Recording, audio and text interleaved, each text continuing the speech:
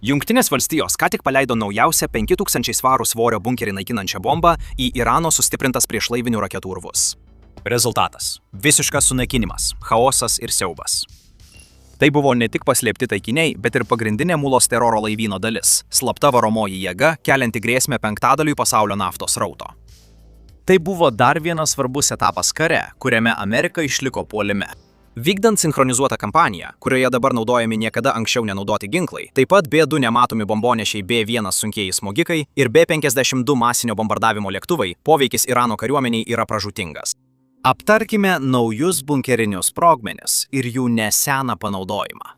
Viskas prasidėjo vos prieš kelias naktis, kovo 17-ąją. Amerikos orlaiviai priartėjo prie Irano pietinės pakrantės ir paleido 5000 svarų bunkerius naikinančias bombas. Tai nebuvo atsitiktiniai taikiniai. Bombos nutaikytos į požemines bazes prie Hormūzo sąsiaurio, kur Iranas slėpė priešlaivines raketas. Šios bazės turėjo savo paskirtį. Iranas jas buvo išdėstęs tam, kad grasintų bet kuriam tanklaiviui, bandančiam praplaukti sąsiauriu. Tuo pačiu metu minos buvo išdėliojamos pagrindiniuose laivybos keliuose mažais atakos laivais, kurie buvo siunčiami patruliuoti ir trukdyti laivams. Spaudimas augo, eismas per sąsiaurį sustojo, prasidėjo pasaulinis poveikis. Kasdien šiuo siauru vandens ruožu pervežama beveik 20 milijonus naftos barelių. Kai laivai sustoja, smūgis greitai išplinta. Naftos rinkos sureagavo beveik iš karto. Kainos per kelias dienas šoktelėjo virš $110 už barelį. Ir kai tai įvyko, poveikis neišliko tik energetikos sektoriuje. Kainos pradėjo kilti visur, nuo brangesnio kuro degalinėse iki brangesnių skrydžių ir augančių maisto prekių sąskaitų. Tai su kuo daugelis iš jūsų tikriausiai esate susidūrę. Dėl to JAV nusprendė smogti Irano taikiniams. GBU-72 bombos. Didelis žingsnis pirmyn lyginant su ankstesnėmis kariuomenės naudotomis bombomis. Kiekviena sveria apie 5000 svarų, bet svarbu ne vien dydis. Daugiausia svorio sudaro stora plieninė kovinė galvutė, vadinama Blue 138. Korpusas sukurtas tvirtas, kad atlaikytų smūgį, išlaikytų formą ir skverbtųsi į priekį nesubirėdamas. Viduje to korpuso prasideda rimti dalykai. Bomba turi per 1000 svarų PBXN-109 ir AFX-757 sprogmenų mišinį. Šie sprogmenys stabilūs kritimų ir smūgio metu, o energiją išskiria vienu metu tinkamu momentu. Bomba smogė ne tik stipriai, bet ir protingai. Visa galia išsaugoma būtent akimirkai, kai ji gali padaryti daugiausia žalos. Valdymo sistema tai užtikrina. Galinėje dalyje JDAM sistema naudoja GPS kartu su vidinė navigacija, kad valdytų bombą iki pat taikinio. Net jei sąlygos nėra idealios, ji nuolat koreguoja savo trajektoriją krisdama. Todėl šios bombos gali pataikyti vos kelių metrų tikslumu. Tai nepaprasta jėga iš dangaus. Jos valdomos, tikslios ir apgalvotos. Šio ginklo išskirtinumas – gilus prasiskverbimas prieš sprogimą. Ji krenta iš aukštai, greitėdama dėl gravitacijos ir smogia į žemę milžinišką jėgą, tarsi greitaeigis traukinys trenkiantis į plieną. Dėl greičio ir sustiprintos nosies ji gali prasiskverbti per daugiau nei 45 metrus žemės ar 4,5 metro armuoto betono. Tikrasis pranašumas atsiranda vėliau. Bombos viduje esantis išmanusis sprogdiklis jaučia pasipriešinimą, kai ji prasiskverbia pro žemę, uolienas ir betoną. Vietoj to, kad sprogtų susidūrimo metu, ji laukia. Ji toliau sminga gilyn, kol pasiekia tinkamą tašką. Tada sukelia sprogimą būtent tuo momentu, kai gali padaryti daugiausia žalos. Sprogimas įvyksta giliai po žemę. Smūgio bangos drasko tunelius, griauna patalpas ir viską traiško iš vidaus. Kai jos panaudojamos, žemė ne tik įskyla, bet ir pajuda, todėl jos veiksmingos prieš sustiprintus Irano taikinius. Irano raketų sistemos buvo sukurtos taip, kad liktų paslėptos ilguose požeminiuose tuneliuose, apsaugotos betono ir uolienų sluoksniais, kol bus pasiruošta paleisti. Šis ginklas paverčia tą pranašumą silpnybę, sunaikindamas tas paslėptas erdves, kuriuose jie turėjo išgyventi. GBU-72 gali atrodyti, kad atsirado iš niekur, bet taip nėra. Šis dalykas buvo kuriamas kelis metus. Bandymai prasidėjo 2021 metais, kai JAV poligonuose F-15E Strike Eagle numetė ankstyvas versijas. Tuomet jie tikrino pagrindus. Ar ji gali tiksliai pataikyti? Ar jis gali prasiskverbti taip giliai, kaip tikėtasi realiomis sąlygomis? Kai tie ankstyvieji bandymai parodė potencialą, viskas pajudėjo į priekį. Iki 2024 metų jie pradėjo bandymus su B-1 bombonešiais, kas šiek tiek pakeitė žaidimo taisyklės.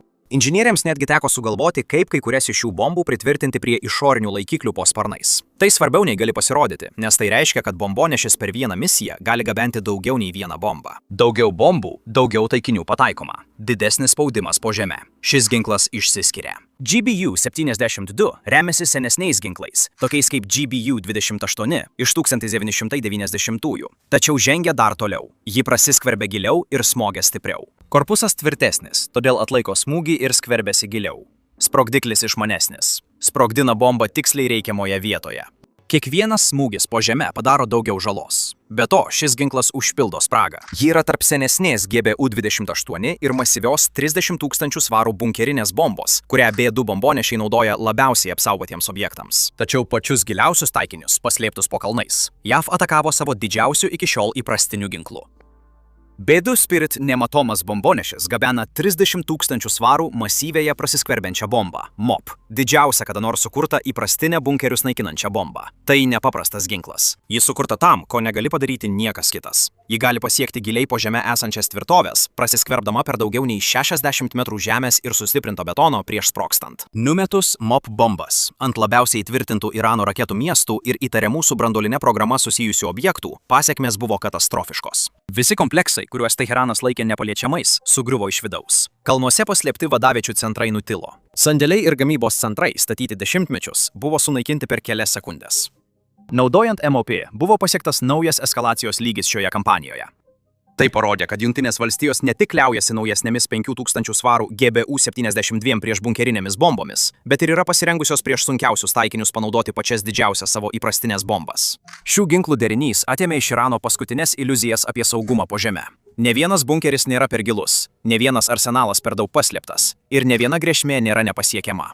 MOP sunaikino pastatus, tunelius ir Teherano nepažeidžiamumo jausmą, parodydama, kad net stipriausiai saugomos vietos tapo pažeidžiamos. Kai MOP kampanijos pradžioje sunaikino pačias giliausiai esančias grėsmes, GBU-72 puikiai tiko kitam sluoksniui ir buvo panaudotas kovo 17-osios smūgiuose. Taikiniai buvo raketų baterijos su Hali Fars ir Nur kompleksais. Tai rimti ginklai. Jis gali per Hormūzo sąsiaurį smogti tanklaiviams iš 10 mylių, dažnai anksčiau nei įgulos pastebi pavojų. Aktyvios sistemos visada kėlė grėsmę laivybai. Taigi, kai buvo smogta tiems požeminiams sandėliavimo ir paleidimo taškams, situacija greitai pasikeitė. Be tų paslėptų pozicijų, raketos praranda savo pranašumą, o pavojus praplaukiantiems laivams sumažėja. Tai svarbus žingsnis atnaujinant eismą vienu iš pagrindinių pasaulio laivybos kelių. Kai srautas atsistato, naftos kainų spaudimas mažėja. Mažėja ir kasdienės išlaidos, pavyzdžiui, kurui ir maistui. Pakrančių smūgiai yra dalis didesnės oro kampanijos, kuri tęsiasi kelias savaitės. Jos veiksmingumą lemia JAV naudojami visi 3 bombonešiai – B2B1 ir B52. Kiekvienas turi savo užduotį, o sujungus juos susidaro nuolatinis spaudimas. Iranas gauna smūgį, bando atsigauti, o tada dar kartą sulaukia smūgio, dar nespėjęs persigrupuoti. Viskas prasideda nuo B2 Spirit, nematomo bombonešio, sukurto praslysti pro gynybą nepastebėtam. Jo forma nukreipia radaro bangas šalin, o paviršius sugeria signalus, tad jis gali perskristi ištisus žemynus ir likti sunkiai pastebimas. Misijos prasideda Misūryje, Vitmeno oro pajėgų bazėje. Trunka 10 valandų, degalus papildant ore. Iš pradžių B-52 lėktuvai smogė giliausiems saugomiems taikiniams, kaip Fordau ir Natansas, naudodami bunkerinės bombas požeminiams objektams griauti. Dabar dėmesys šiek tiek pasikeitė. Jie naudoja GBU-72, kad smogtų pakrantės raketų pozicijoms ir įtvirtintoms paleidimo zonoms. Tai sunkus, bet ne patys giliausi taikiniai. B2 nepastebimai smogia pirmas, sunaikina gynybos sistemas ir atveria kelią tolesniems veiksmams. Kai tos gynybos sistemos susilpninamos, viskas įsibėgėja. Tuomet veikia B1B lanceriai, greiti lėktuvai atlenkus sparnus pasiekiantis viršgarsinį greitį. Dabar dauguma jų dislokuoti RAF Fairford bazėje Jatkota, todėl gali greičiau pasiekti Iraną ir vykdyti daugiau misijų. Tai svarbu, nes šiame etape svarbiausias yra įsibėgėjimas. BV1 gali gabenti iki 75 000 svarų įvairių ginklų, nuo bunkerinių iki tiksliųjų bombų ir sparnuotųjų raketų. B2 atidaro taikinius, o B1 greitai smogia likusiems. Vadovavimo centrai, raketų surinkimo vietos ir likusios pakrantės baterijos. Kartais jie gabeno GBU-72 ant išorinių laikiklių, parodydami sistemos lankstumą. Didelis greitis ir apkrova leidžia vienu reisu smogti keliems taikiniams, tad Iranui sunku perkelti įrangą ar atsistatyti. Tada turime B-52 Strato Fortressą, kuris suteikia kitokio pobūdžio galią. Šis lėktuvas naudojamas nuo Šaltojo karo ir vis dar turi didžiulę smogiamąją galią. Daug jų veikia iš RAF Fairford ir pasiruošia greitam išskridimui. B-52 gali išbūti ore valandų valandas, skraidyti ratu ir smogti vėl ir vėl, arba paleisti sparnuotąsias raketas iš saugaus atstumo. Šioje kampanijoje jie taikėsi į platesnį tinklą – aerodromus, kuro sandėlius, raketų baterijas ir paramos objektus, kurie palaiko visos sistemos veikimą. B-52 nėra nematomas, todėl jo pasirodymas rodo, kad Irano oro gynyba labai nusilpo. Net dideli bombonešiai gali veikti saugiau. Visa tai primena estafetę. B-2 pirmieji įskrenda tyliai, sunaikindami sunkiausius taikinius. B-1 paskui juos įsiveržia greitai ir su didelė ugnies galia, išplėsdami sunaikinimą ir nuolat didindami spaudimą. B-52 lieka mūšyje, naikindami viską, kas liko ir užtikrindami, kad niekas neatsistatytų. Tas ciklas kartojasi vėl ir laikui bėgant tai duoda rezultatų. Jau sunaikinta tūkstančiai taikinių, nuo vadaviečių prie Teherano iki jūrų bazių palei įlanką ir požeminių raketų aikštelių rėmusių išpolius prieš laivus. Jei vis dar čia po bunkerių naikinimo chaoso, paspauskite patinka. Tai vienintelis šiandien sprogsiantis dalykas, nedidinantis jūsų maisto sąskaitos. Jei norite kitos naujienų suvestinės anksčiau nei sureaguos naftos rinkos, prenumeruokite ir įjunkite pranešimus. Judėkime toliau. Norėdami suprasti, kodėl bombonešiai galėjo veikti taip laisvai, turite pažvelgti plačiau ir pasižiūrėti, kaip prasidėjo visas šis konfliktas. Vasario 28D prasidėjo kampanija Operacija Epinis įniršis, kai JAV ir Izraelio žvalgyba aptiko aukšto lygio vadovų susitikimo signalus Teherane.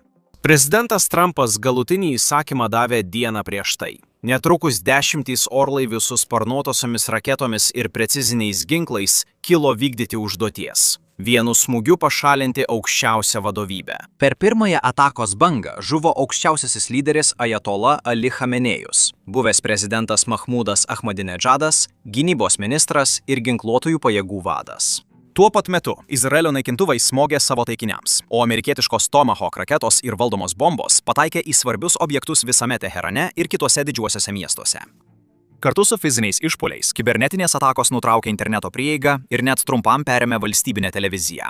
Rezultatas buvo sumaištis visais lygmenimis, būtent tuo metu, kai sprogo bombos.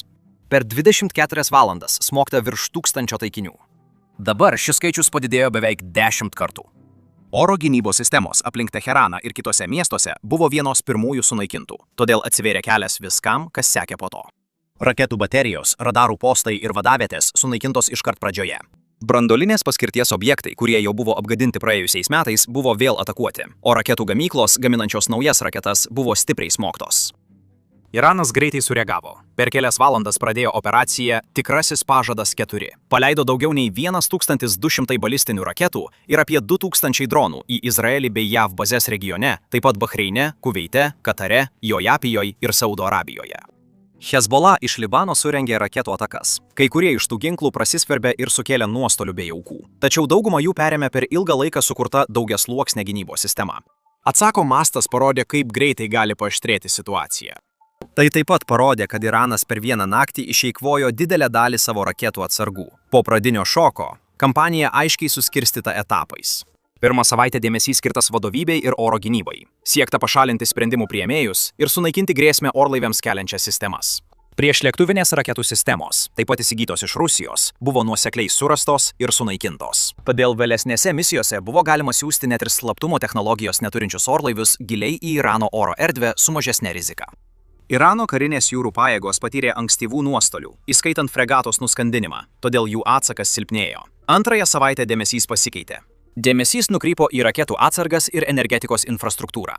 Buvo taikomasi į gamybos vietas, kuriuose buvo gaminamos naujos balistinės raketos, taip sulėtinant Irano gebėjimą pakeisti jau paleistas raketas.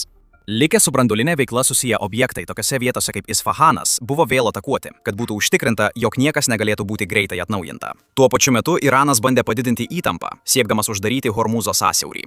Buvo išdėliotos minos, atakuoti laivai, trikdyti GPS signalai, kad būtų sutrikdyta navigacija, tačiau šie veiksmai turėjo neigiamų pasekmių.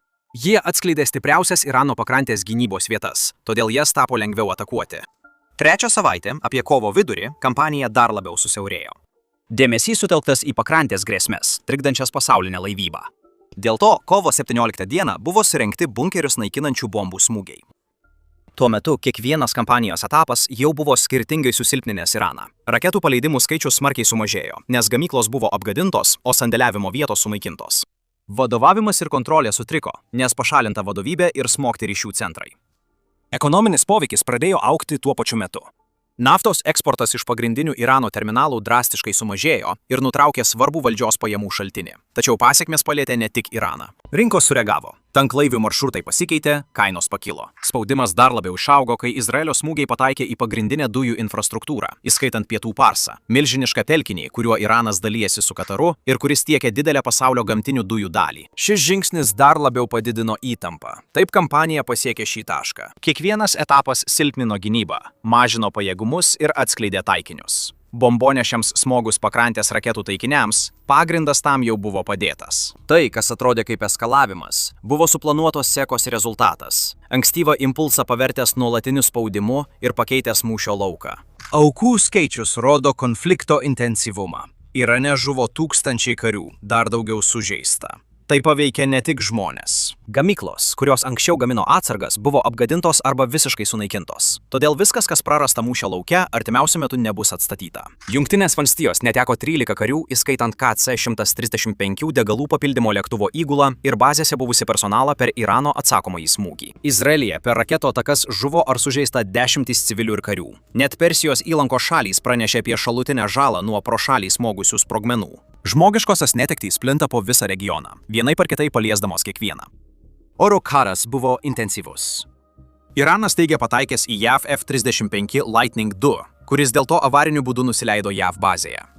Vašingtonas nepatvirtino visiško numušimo, bet tai rodo, kad dėl oro erdvės vyksta kova, o net pažangus orlaiviai pažeidžiami. Atsitraukime, vaizdas aiškus. Iranas praranda žmonės, įrangą ir infrastruktūrą greičiau nei gali atsigauti. JAV ir sąjungininkų nuostoliai, nors ir tikri bei tragiški, yra gerokai mažesni palyginus. Kiekvienas sunaikintas bunkeris ar požeminė bazė silpnina Teherano galimybės atsakyti ir didina spaudimą, JAV operacijos beveik nesulėtėjo. Bombonešių kampanija derina slaptumą, greitį ir ištvermę, kad smogtų požeminiams taikiniams, kuriuos kitu atveju tektų atakuoti rizikingomis sausumos atakomis. Kiekviena misija remiasi ankstesne, nuosekliai ardo daugelį metų Irano kurtą gynybą, tačiau oro pajėgos tik viena viso paveikslo dalis. A-10 Vartogai ir Apache patruliuoja sąsiauryje, naikina dronus, greitaeigius puolamuosius katerius ir minas, kurių bombonešiai nepasiekia. Žemai virš vandens skrendantys, jie suteikia laivams papildomą stebėjimą ir ugnies galią reikiamose vietose. Sausumos pajėgos kol kas nesvarstamos, bet ši galimybė išlieka, jei Teheranas mėgins paskutinį desperatišką puolimą. Kampanija – ne tik bombų mėtymas, o koordinuotos kelių lygių pastangos, valdančios kiekvieną kovos dalį. Slaptieji lėktuvai pirmiausia smogia sunkiausiems taikiniams.